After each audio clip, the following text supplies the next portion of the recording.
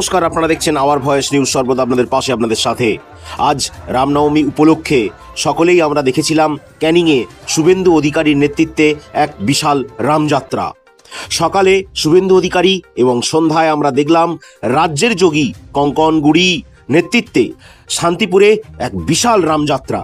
এই রামযাত্রা হচ্ছে শান্তিপুর এলাকায় প্রায় 5 কিলোমিটারেরও বেশি এই শোভাযাত্রা হয় এবং প্রায় 3 থেকে 4 হাজারেরও বেশি মহিলা ও পুরুষ স্বতঃস্ফূর্তভাবে এই শোভাযাত্রায় সামিল হন। উক্ত শোভাযাত্রায় উপস্থিত ছিলেন রাজ্য সম্পাদক বিজেপি এসসি মোর্চা ও রাজ্যের যোগী কঙ্কন কুমার গুড়ি এবং সঙ্গে ছিলেন নিউটন সরকার। সেবক কঙ্কন গুড়ি বলেন, রানাঘাট সাংগঠনিক জেলার মানুষ শান্তিপ্রিয় ও রামভক্ত, তাই রাজ্য সরকারের উস্কানি থাকা সত্ত্বেও ওই এলাকায় মানুষ শান্তিপূর্ণভাবে মিছিল করেছে।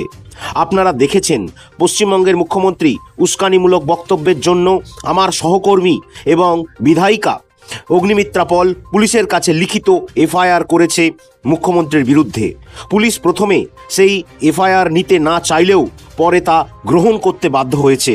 এ থেকেই স্পষ্ট বোঝা যাচ্ছে উস্কানিটা আসলে কে দিচ্ছে।